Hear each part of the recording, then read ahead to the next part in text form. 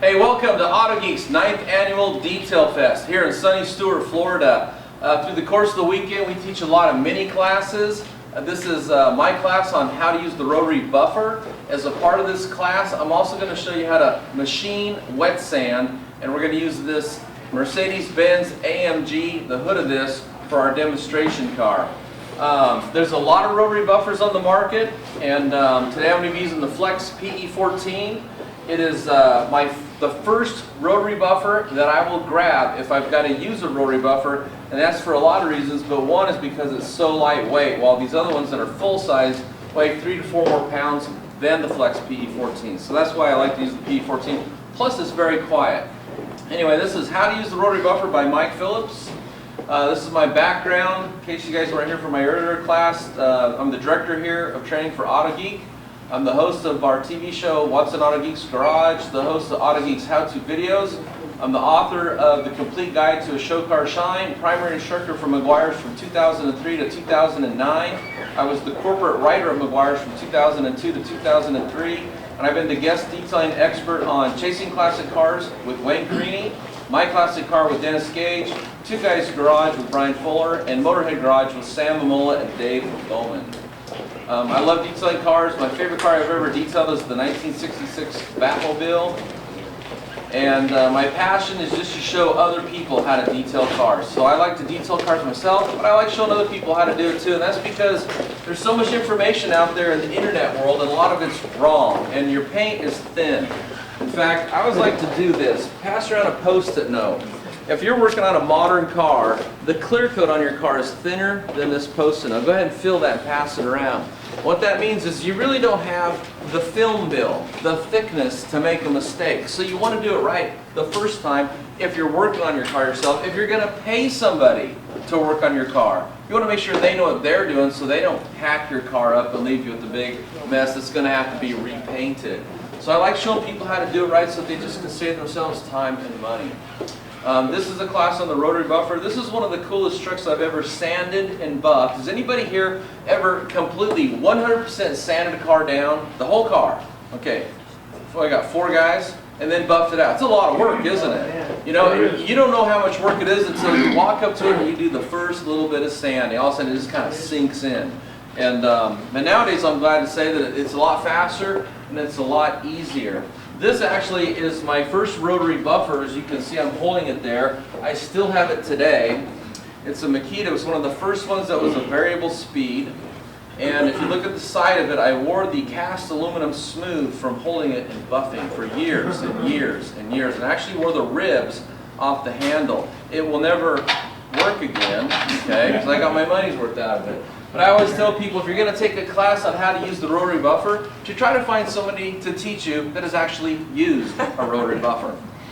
Okay, so we're not going to spend too much time on this PowerPoint because we're going to dive right into this car. But this is my friend Al. His BMW is actually sitting out here. It's the very beautiful, I think it's an M3. He had never used a rotary buffer before 2 weeks ago. Here he is buffing out my buddy Jay. Here's Jay. This is a Corvette he just bought. We brought it in here and did a complete rotary buff out on this car. Jay bought this thing for $3,500. He bought it to flip it. The paint was swirled out and oxidized. We polished it back up to high gloss. He flipped it last week for $7,900. So he doubled his money on it. I'd have to say most of that came from making the car go from ugly to beautiful. This is Audrey. She's learning how to work on, if you look real closely, Jean back there. Jean, where are you? Raise your hand. What is this? What is this car? Looks like a Corvette. It is. It's a 1966 Corvette. So my detailing boot camp classes, I always bring in cool cars for you to learn on. And this is the first time she ever used a rotary buffer. Look, she's buffing on a 66 Corvette. How many people here think anybody would just let them buff on their classic Corvette? Nobody would. But here you get to. And this is a young man named Tyler. Now at this class, he's learning how to use it, but it's on a demo panel. There's nothing wrong with that. Sometimes I can't always get a car in here that needs to be sanded and buffed. Okay, so what separates a rotary buffer from every other tool? Anyone take a guess? Speed goes in one direction.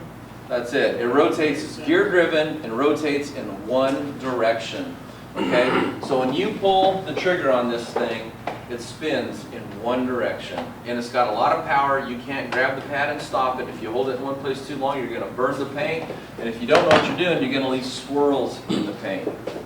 Okay, so that's what separates. Everything else out there either oscillates, so it makes a circle, and then it makes a circle inside that circle, and it's either gear driven or it's Orbital. well, it's free floating spindle bearing design is what they call it. Okay, it's the direct drive rotating action that provides both lots of power, but with it a little risk. How to use the rotary buffer. We're not going to go through the rest of this PowerPoint. It's a great PowerPoint, but here's what we're going to do. The normal steps is wash and decontaminate. I came in early and wiped this car down. This car was a big mess. Jason Rose demonstrated how to use a rinseless wash on one half of the hood. That's how I got it this morning. Does it look good now? At least it's clean. It's not swirl free. I did use a rinseless wash. We're going to decontaminate it. If you were here in my first class, remember I used the NanoSkin Auto Scrub pad on that one section. So before I'm going to go in there and sand. Before I sand, I need to make sure there's no contaminants on there because we're going to be using some 3M Trizac paper, and we don't want the contaminants on the paint to get dislodged and get stuck between the paper and the paint because they'll put their own scratch in the paint. So you still got to decontaminate paint before you do wet sanding. Then we're going to tape off the edges and erase body lines, and I'll show you why. I'm going to machine sand it and then explain why hand sanding or machine sanding is faster than machine sanding. You're actually going to see why. Then we're going to compound it with the wool pad. I'm going to show you how to edge it. Then we're going to polish it. Then we're going to jewel it, inspect it, and at that point it'll be ready for a wax or a sealant. So if I can get everybody to kind of join me at the car over there, we will get started.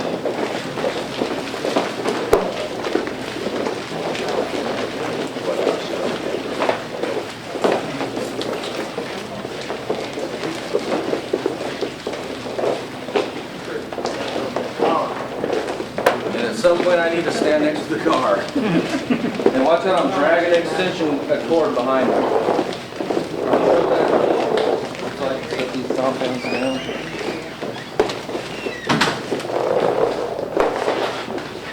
For this demonstration I'm going to be using an aggressive compound, a medium cut polish, and a fine cut polish. That's the Uber Compound, the Total Swirl Remover, and the Finishing Glaze. Those are all abrasive polishes. Okay, so the first thing I want to do, there's always that one guy that instinctively knows what has to be done. Okay, so the first thing I want to do, even though this thing is clean, it did sit outside for the last couple hours, so I need to make sure there's no light dust on here. You can go ahead and find a place to sit that. I just want this tool first. Okay, so if you look at that list, okay, I already did the normal step. Remember, I washed it. The next thing was to, what's it say there? Wipe it clean. Okay, it's been out in the car, sitting with some dust. Just for that real quick, this is just some water. Again, I wiped this thing clean this morning, so it just has light dust. Clean microfiber towel. Make sure all the dust is off here.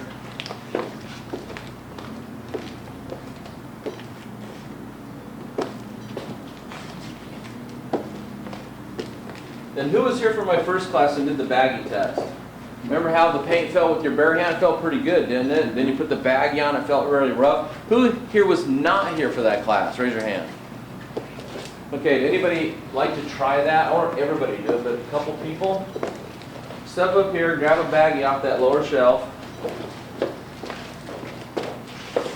Yeah, but first, you fill the paint with your skin, your clean hand. I'm going to make sure this is really, it's important that when you do this test, I've been demonstrating how to detail cars for like almost 30 years now. It's important that the paint is dry. Okay, fill that with your bare hand. Let me slip out of the way. How's that feel? Feel smooth? Not perfect, but it's not bad, is it? Now put the baggie on and try. You feel more bumps now? Okay, that's called the baggie test. The baggie, that thin film of plastic, will reveal to your sense of touch more than your skin could ever detect. And what that means is this car needs to be clay, okay? And get the contaminants off. So there's little bumps on here. Those bumps could be something really simple like overspray paint, tree sap mist, industrial fallout, right? If I start to sand on this without removing them and they get dislodged, they will get trapped between my sandpaper and the paint, and then that will cause a circular scratch in there. So that's why I want to decontaminate first. Can someone see that DP bottle up there? It's actually pigtails when you machine sand. Tracers when you hand sand. So let's say, Waterless sponge. no, that's not what I want. Some of the, I need something that says, yeah, clay lube. Spray bottle down there. Perfect. Good. Okay, so this is an industrial, or this is a universal clay lube. Okay, so there's a lubricant in here, plus some water. You can put that down. I don't want you to stand there and hold the whole time because I'm not going to use it. Okay, this is a nanoskin auto scrub pad. It replaces clay. Instead of doing this with your hand, you put this on a DA, run it on about the 4 setting, run this over the paint, and it'll take all the contaminants off.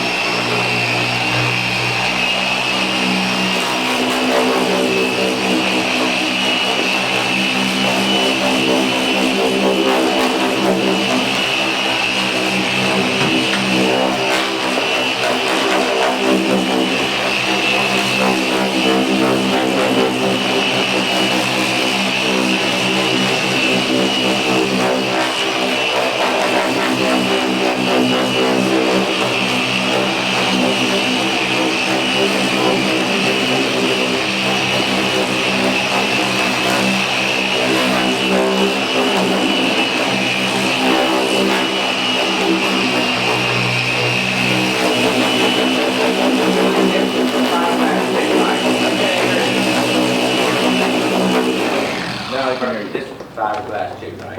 No, oh yeah. Yeah. Anytime you're working on something, you're not working on the substrate, you're working on the surface coating. So if it's painted, you're working on paint. If you're working on a boat, you might be working on gel coat, but you could be working on paint if the boat was painted. So it doesn't really matter what the substrate is, it's what's on the surface. What kind of pad is that again? What's that? That's called a nanoskin, one word. Nanoskin, just like it sounds. Auto scrub, one word. Nanoskin auto scrub pad. They come in medium and fine. And for most people, you can get away with the fine.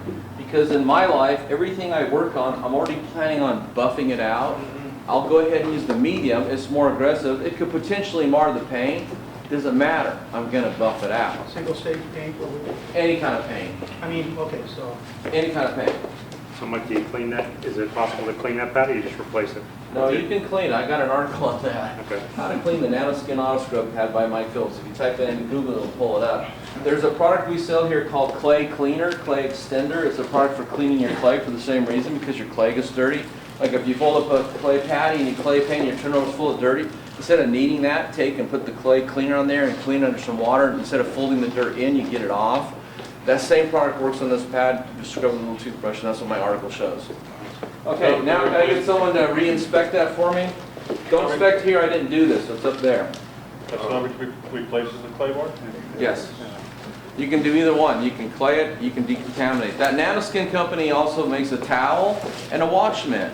So you could decontaminate your car in the wash process. The key to using when you're washing your car is to wash the car, which loosens dirt, right? And then rinse it so you get the loose dirt off. Otherwise, if you use the mitt with the rubber surface on it, after you've washed it but not rinsed it, you have loose dirt and you'll rub the loose dirt around. So you want to wash it and rinse it, but while it's still wet, dip that mitt in your soapy water bucket, then rub it over the paint. You'll do the same thing that clay would have done, only now you're using it with the rubberized surface. Plus you get more cleaning with the nanoskin versus the clay bar. You get a lot more. And plus, if you drop one of these things on the ground, you can rinse it off and keep using it. If you drop clay, you're supposed to throw it away.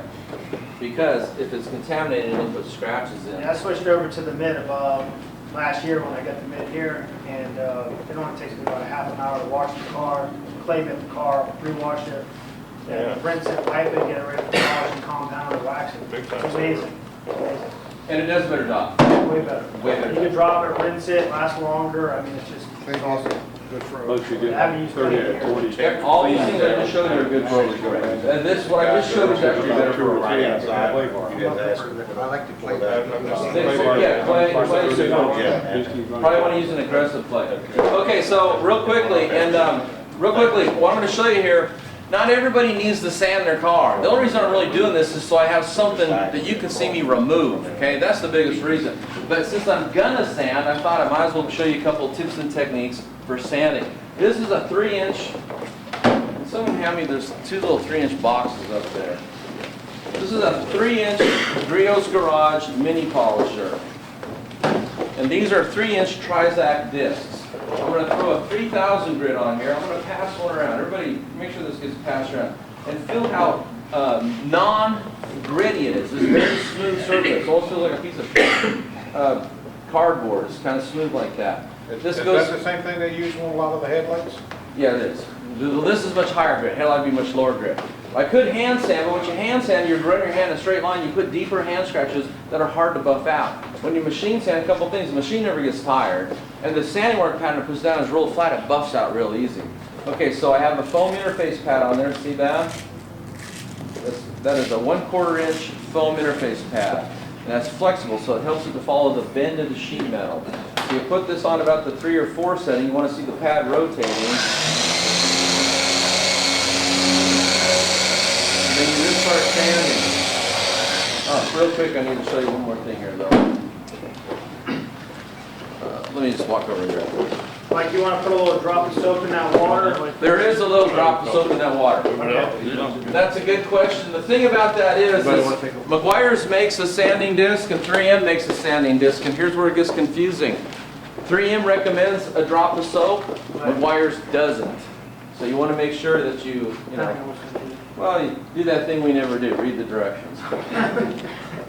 But that's why I like when people ask the question, because there is a difference. So the reason you don't do it with the McGuire's is because they build in a lubricant into their medium, the thing that holds the abrasives. Okay, before you sand, I don't know what you use that 3-inch disc for. before you sand, see this raised body line here?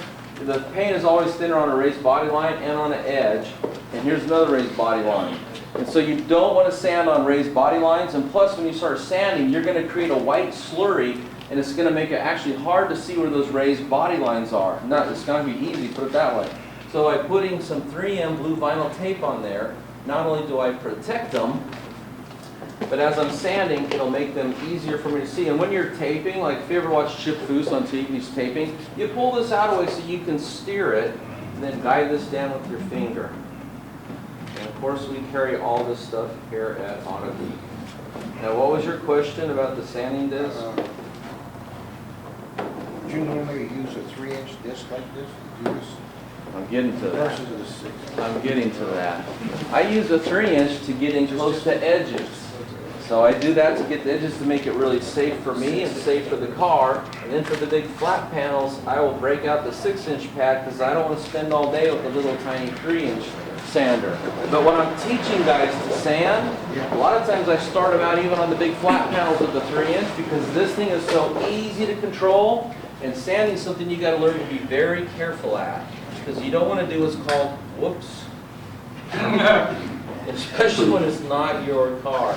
And again, the biggest reason I'm just doing this is to demonstrate the power of a rotary buffer and to give you something that you can visually see that would be taken off. And I'm only going to do this section of the hood here because this class is 45 minutes long. Sometime this next week, instead of running and playing around with the camera and the computer, Yancey will come out here and finish the rest of the car. Right, Yancey? Oh yeah, I'll get right on that. Does that Mercedes have that ceramic clear? This does not. I was going to point that out, but thanks for asking. I already checked the paint code. This is a normal clear. This is a non-ceramic clear. Okay, I'm going to bump this down to the 3 settings. You want to see your pad rotating. But what I was saying before is when I want to get close to an edge, instead of using a big 6-inch disc, I have super tight control over this small little pad, and this little tool here is very easy to control. And that's why I choose to do all my edges with a 3-inch disc. Let's make sure we use. If you take it now for at least 3 or 4 years that I know of, I don't know the history of it. I do have to try to know the history of everything he's going related, but I don't know the history of that. What's the brand of that? Isaac by 3M. That's the first time I've seen it. That's been vinyl. They got the Blue tape. vinyl tape. What's nice about the blue vinyl tape is that it flexes really well, and that makes it easy to go around curves, and it holds up to being hit by a buffer really well. Because a lot of times when you hit paint with a tape like that, if it's masking tape, it'll just rip it right off of there. I'm done with this. Now I'm going to jump over to the quarter cable. And this has a 6-inch disc on it. I have a thread up on the forum where I took a guy that had never machine sanded a car in his entire life. And we took a 1956 Chevy. Let me ask you guys a question. Is a 56 Chevy a big car? Yeah. That's a very big car, isn't it? We machine sanded, cut and buffed that and got a coat of wax on it in 8 hours. Sanded it twice, compounded it once, machine polished it 3 times and waxed it in 8 hours. And it was his first time. I went around and did the edges. I let him do all the big flat easy spots. So machine sanding takes all the work and all the time out of it. Okay, so now that I've done the edges, I don't get to get close to the edge, do I? So this just makes it real fast and easy. Come in here, knock out the major portion of the panel. You don't want to stay in one place for too long. See that white slurry? That's clear coat paint. When you abrade something clear, what happens if you scratch glass? What color is the scratch? It's white. So when you abrade things that are clear, they become opaque. And so when you're sanding, you see this slurry start to build. You're pulling a lot of clear off there real fast. Now in the old days they called it color sanding because you were working on a single stage paint. So if you sanded blue car, you see a blue slurry coming off. When they switched over to base coat clear coat, when you sand, since the top coat is clear, as you sand it becomes this white milky looking slurry. As soon as you start to see that, you know you're starting to take some paint off. So you want to be careful. European cars have a little bit thicker paint than. Say that again? European cars, the Mercedes. I wouldn't say that, no, not at all. No? I would say most manufacturers put about a 2 mil layer. They've done testing. Here's what they found out. It takes 2 mils of clear to hold up over time. 2 mils. So they're not going to give you any extra, but they're not going to give any less. So that's why you always want to use the least aggressive product to get the job done. Mike, with your regular sandpaper, do you have to soak that like you would your regular paper? No, you don't have to soak any of this. If you're using the Abralon system, you can soak that. And at this time, we don't carry it, but we're going to bring it in. Okay, so this is a wool pad on a rotary buffer. And I need someone to hold this. I need a spur. How are we doing back here, Bob? Okay, this is called a spur. Looks like one of those things cowboys wear, right? This is my personal spur. I wrote my name on it so it doesn't walk away. It takes a long time to break one in. Okay, put this. You always want to clean your pad before you buff, because do I know where this pad's been? Maybe some dirt fell on it, huh? Maybe it fell on the ground. If there's any dirt particle in here at all, I'll bring it down here to the compound and start buffing. It's going to put a big circular scratch in it that could be really deep. So put this on your knee. Let's let the camera get this. I saw that comment at the last one. Bring your speed up to about 1200, 1500 RPM. And don't put it on this side, it'll throw it up in your eye. Put it on this side. Just run it across it, just like that. You guys see that? That'll clean that wool off so it's ready to come down here and compound. Next thing we're going to do is we're going to put down what's called a bead of product. You can think of it as a strip, but in the industry you always call it a bead. I'm going to show you how to, can you hold this? I thought there was a safety somewhere. Your bead should be about as long as a pencil. There's a safety seal in here. Last time I found We're two just of trying to those. keep you safe, Mike. Could somebody have the Uber Compound on the shelf back there on that red thing? I can't get that out with my finger down. Yeah, you want to use it? No, I just want this one. I already pulled the safety seal out of this one. Okay. That's about how big of a bead you want for a pound that size. It's about the size of a pencil. Okay. When you're going to pick up a bead using a rotary buffer, I want everybody to get behind me, except for you two. You look at this like it's a clock, okay? Here's midnight, right? Midnight, 1 o'clock, 2 o'clock, 3 o'clock, and so on. Does that make sense? Yep. Okay. When I look down on this pad, it is spinning clockwise. I'm going to put this down flat. It's actually going to sit there and touch the paint. I'm not causing any harm. Okay, I'm going to pick this up at 10 degrees, and I'm going to run the bead in at 10 o'clock. Because this thing is spinning like this, it's going to pull that bead in and pull it into itself instead of throwing it everywhere. See, so it looks like it's going to come in like this. Okay, so what I usually see guys do is they put down the product any old way, smear it all around, pull the buffer on it, throws it all out anyway.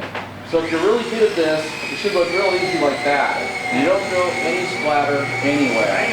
So the first thing you want to do is spread your product out over the area that you want to buff.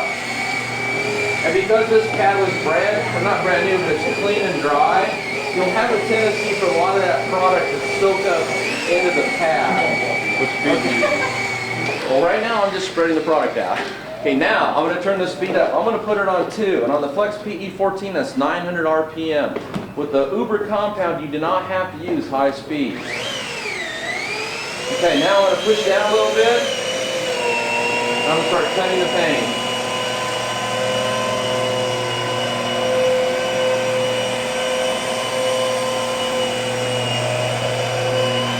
What I'm trying to do is to remove enough paint to remove my sanding marks.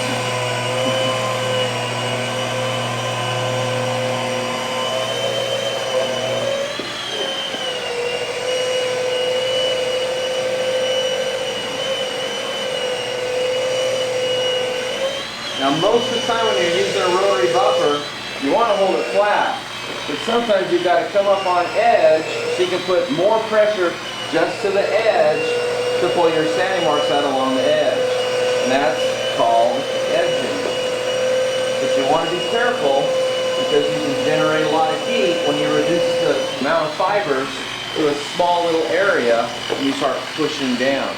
I always tell people to put their hand on the paint. If you can put your hand on the paint and hold the conversation, it's not too hot. If you put your hand on the paint and go, ow! That's too hot.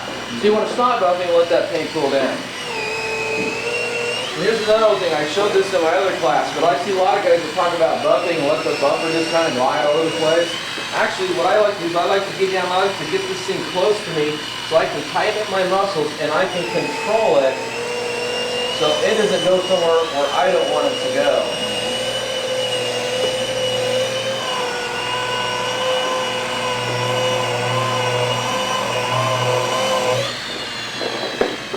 The new Uber looks like it stretches pretty good. What's that? The new Uber Compound looks like it stretches pretty good. Stretches? Yeah, long time. Oh yeah, long buffing cycle, what's that called? Yeah.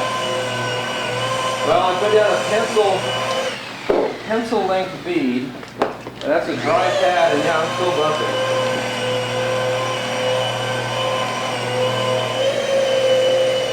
You have the inside now, the sun to do it though.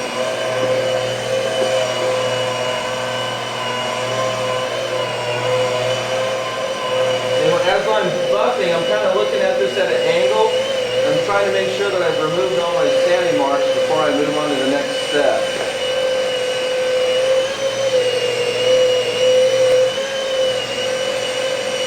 How much time do I got, Yancey? Yancey's gone.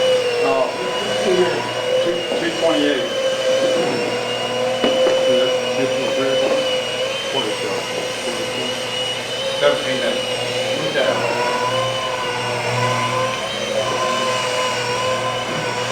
Is that Lake Country wool pad? Yep. First thing, whenever you're working on a base coat clear coat, you never want to turn your paint over to see the color of the car. That would be called a very bad sign. Okay? So far, knock on paint, we haven't made that mistake. Now, a lot of guys would stop right here. Let me see that spurt, if you don't mind. Let's do one. Let's stop right there. And what the thing, and you can just go right to the foam pad. But I could probably clean that up a little bit. Did you notice how hard I was pushing? Yeah. Okay, so I'm going to clean my pad. Dump it up to the 3 setting. Always clean your pad often. It makes not only your new product buff better, but it makes the wipe off of this product a lot easier. And it's one thing to do a little demonstration here on the hood of a car. It's another thing to sand down an entire car and buff it out. Or even if you're not sanding, you're just going to buff out a car or a boat with a rotary buffer. I mean, that's a lot of work. And that means a lot of wiping. So now look at this and understand that we just used a wool pad on a rotary buffer and pulled out our sanding marks, and it's already looking fairly polished, isn't it? Okay, so I cleaned my pad. I'm going to try to get it just a little bit nicer using wool before I go to compound. Plus, I see some sanding marks right back in here that I need to pick up. So this is a technique I call finger painting. And when I want to get into an edge like that, it's kind of sloppy, but I just take my finger and push some of the compound in there. And the reason I do that is because when you go up on edge, you create a lot of heat and a lot of friction, and it's really hard to lubricate the edge of the pad. So I want some lubrication there so I don't get into a burning problem. It's kind of messy, but it's real fast, it's real simple, and it works. So I'll pick up my bead, spread my product out. Now I'm just going to come in here and I can feel when the edge of this hits that curve. So even though it looks like I'm buffing way over it, there's no pressure except for right here, okay, where the edge of that backing is for the whole pad. I'm just going to bring that in. I'm just going to massage that a little bit.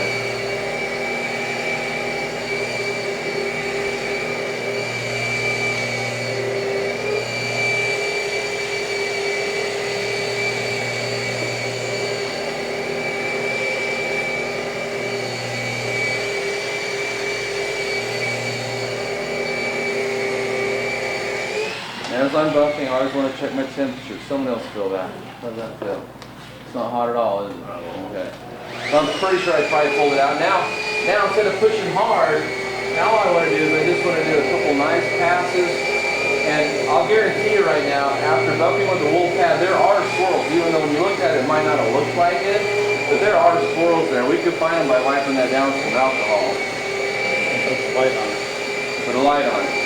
So right now I just want to reduce the level of those swirls, and that'll make the foam pad polishing a lot easier. What's causing that popping effect you guys got down the,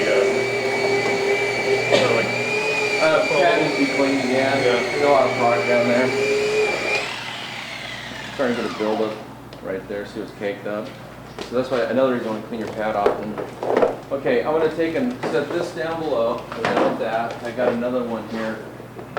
Oh, actually, I need this one. I need this one. Hey, can you hand me that white pad down there? Okay, that's it. Thank you. This is just a simple 6.5-inch foam polishing pad. Let's center this up as good as you can. Hold on to that. Anybody? Because I want to wipe this off before I keep going on. Okay.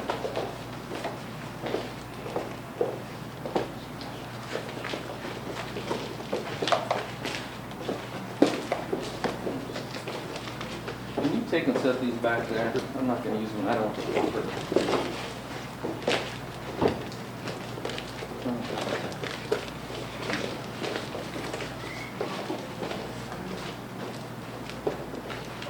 How's that looking? Better. Consider we sand it down, just compounded it again. For those of you that might not know this, and it's okay if you don't because times change, in the old days, can you give me some more clean microfiber towels out of that cabinet? I can't be wiping the polish off with anything that's already damp. Yeah, those would be good. Those are good. Just some clean and dry. In the old days, compounds didn't work as good. When you got done compounding the paint, it would look like it was all scoured. Right? That's because of the abrasive technology that was being used. Well, they had what, the polishing compound and the rubbing compound. Yeah, you actually had two. You had DuPont rubbing compound and DuPont polishing compound. Okay, then back there behind that on the red shelf, you'll see two more black bottles. Can you bring them both over here? And I want the Total Swirl Remover. Okay, so this looks pretty good, but we're going to refine that to even higher degree. Okay, so this is a medium cut polish. This is a polishing pad. Again, I'm going to put down a pencil length strip of product. Somebody have that nylon orange brush there? Okay, do I know if this pad is clean? I don't know. I was sitting down there on the thing and made it on the floor, so I'm going to put this against my leg. Let's look at the camera watch. I was reading your comments on the forum. You said, hey, can you have Mike go back and show how to clean a pad? Just run this across the face of that pad. I get the side a little bit too. See that? That'll kick off anything that's abrasive. Okay, I got this on the 6th setting. Pour it over the shoulder. And the touch down again. So touch down. Lay down flat. Pick it up at 10 degrees. Run that bead in. As soon as I go past it, pick it up. Lay down flat. Spread my product out. And that's because I want a film of abrasives over the entire panel that I'm going to buff. So now my product's all stood out. Not going to change my speed. All I'm going to do is come down here and cut out the swirls that were left by the fibers of the wool pad. Every one of those fibers in a wool pad will leave its own cut behind. By switching over to foam, we have a uniform surface. The foam is very uniform and flat, and you don't have individual fibers putting their own cut in. And a lot of times if you're driving around and you see a car drive by you and you see all those holograms from the sunroof, the door, the hood, that's because someone bumped it with a wool pad and stopped. You know, they might have put a wax or a glaze on it, kicked it out the door, but if you wash the car enough, that glaze will wash off. And what you're left with are the holograms caused by, at a minimum, the fibers of the wool pad. If you're unlucky, they use an archaic caveman compound at the same time, and you'll have compound swirls from the abrasives too. And then you've got a real mess on your hand. Okay, so now I want to take and pull the tape off. Should you get another one of those pads every time you do your car? Or Here's what I always tell people, more pads is better. Now let your budget be your guide. Can you hold that for me? It'd be better for me to buff out this hood with one pad and then switch to another pad to buff out the fender. And maybe get the fender in the door, and then maybe switch to another pad for another door and a trunk lid. You're always going to get better results if you can continually switch to a clean, dry pad. It doesn't have to be new. It just has Those to be. things be washed? You can wash them out by hand. Some pads can be washed by machine, but you want to check with the manufacturer to see what they say. Okay, so now I pulled my tape off. I'm going to pull my polish residue off. And there's going to be a tape line there.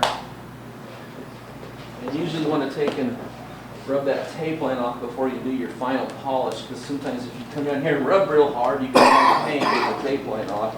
Sometimes I use another pat. I'll polish the section again and machine polish the tape line off. That was Total Swirl Remover. Total Swirl Remover. It's a medium cut polish. Most companies don't tell you what, they don't use simple terms like aggressive, medium, fine, ultra fine. Those are the categories in the industry. If you go look at the Rupes polishes, they do. Right on the bottle it says aggressive, medium, fine, ultra fine. Isn't that nice? So, but that's all I tell people, that's what a forum's for. If you don't know, you can come up and post it on the forum and we'll answer. How's that starting to look? Pretty good?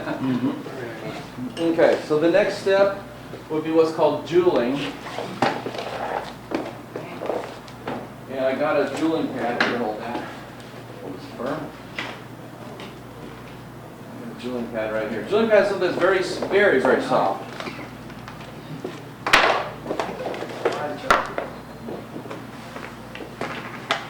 Okay, you always want to center these up. That is not centered up. I could tell when I picked it up it wasn't centered. And how you do it is you just want to eye it up as good as you can. That looks centered, okay? Get it so it's true. Okay, now we want to go to the finishing glaze.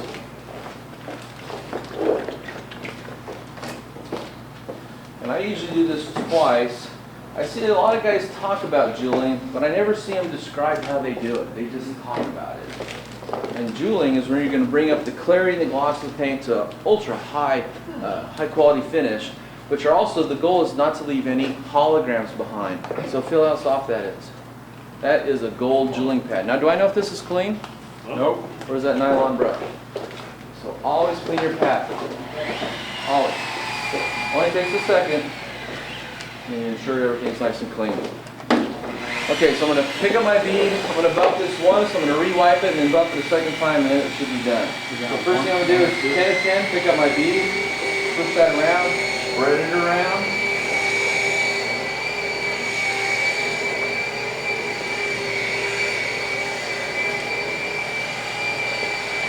Okay, it's all nice and spread around. Then coming back, there's the wave machine. So I'm going to push down just a little bit. And again, I want to engage the abrasives with the paint. And so if there's any minor swirls left by the foam, okay, that wasn't the softest pad, was it? It was a polishing pad. So that has a cut to it. So I want to remove any swirls left by the polishing pad and replace them with either nothing or a fine swirl with the gold jeweling pad. But that's with some pressure being applied. Because next I'm going to rebuff it with no pressure.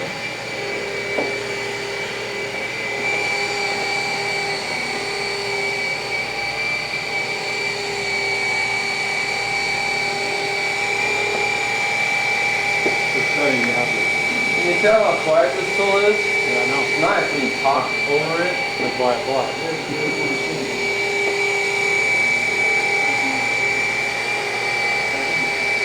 We got one or two.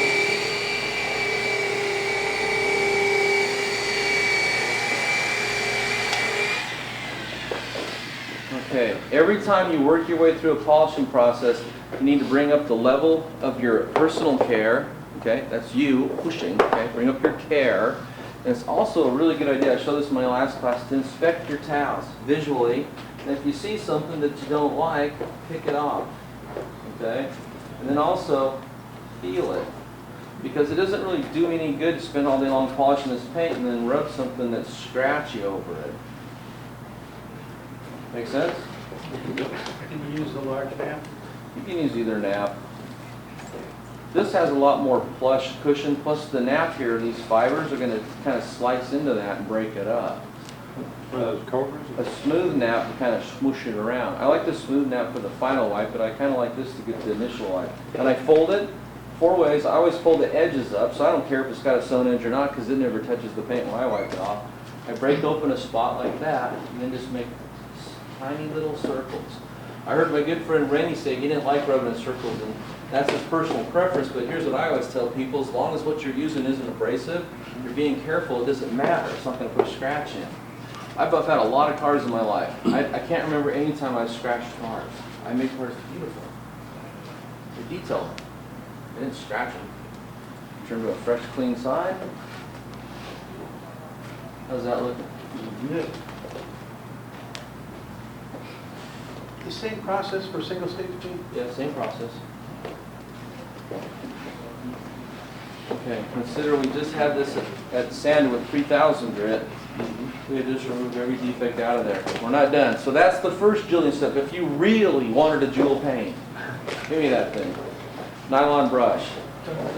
Clean the pad. What's on there? Spent product, right?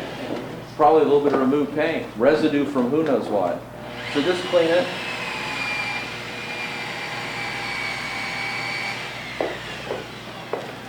Finishing glaze. It's a fine cut polish. Just a little bit. There you go.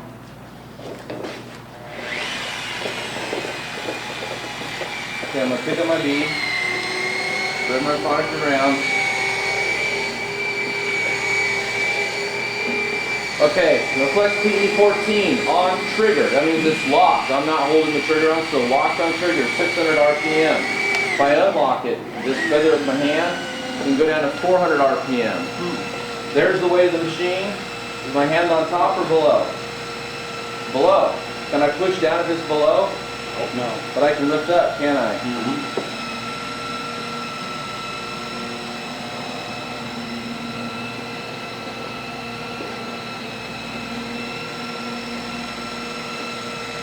What happens is your pad, as it becomes wet, it will start to compress. The weight of the machine alone will compress the pad. It'll push harder against the paint. If you take your finger and just stick it right here, look how slow we're going. Nice and slow, keep that pad as flat as you can. I cleaned everything, didn't I? Fresh, clean product, low RPMs.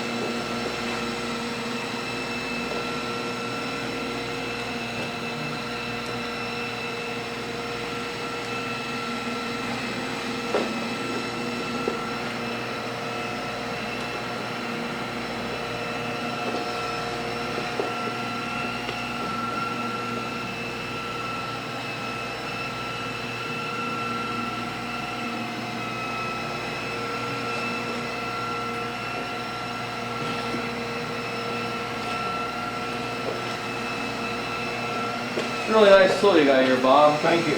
What's the package deal or the sale deal out there at the booth today? The sale deal for about another hour and 15 minutes is $380, tax included. And I will give you a little something special also. And these tools never go on sale, do they? Nope, no, it'll be back to $429.99 Monday, plus tax. So when I go to reach for a rotary buffer, this is the first one I reach for. Every single time.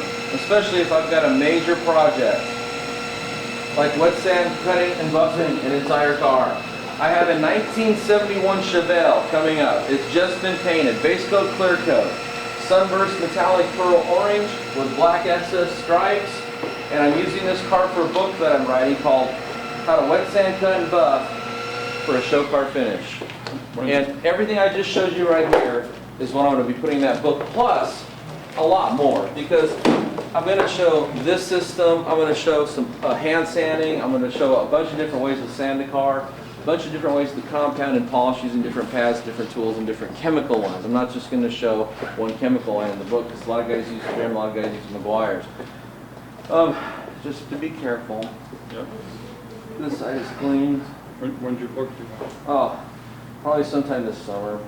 It's one thing to write it, then it has to go through editing. And then that usually takes as long as it takes to write it. How long do you think it's gonna take you to cut and buff a car? I'll spend at least 2 days. At least 2 days. I usually like 3. But sometimes I don't have the luxury of 3. Most of the time I get 2.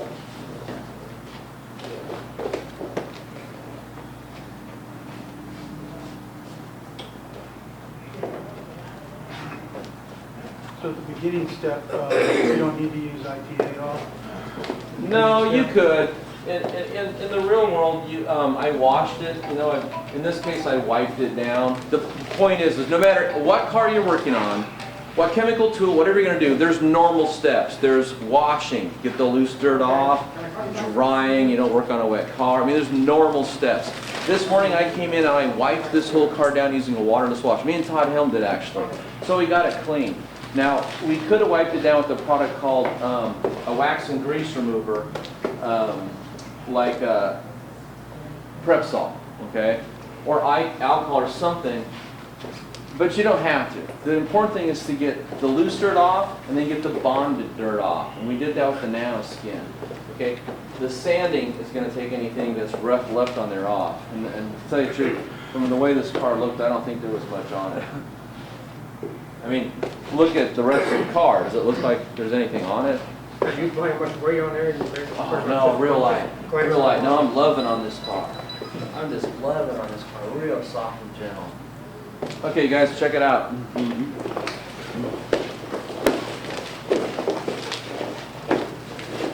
I think this class is over because they're going to be queuing up a thing to go through. Try not to scratch it with your hand now. You know, I don't mind you guys doing that, but just to let you know, when you create a finish that is so highly polished like that, and you put your hand in a bag and rub on there, chances are you just put scratches in. And that's why when you see a show car, does it look like a show car? It's usually got scratches because everybody keeps touching it and wiping it.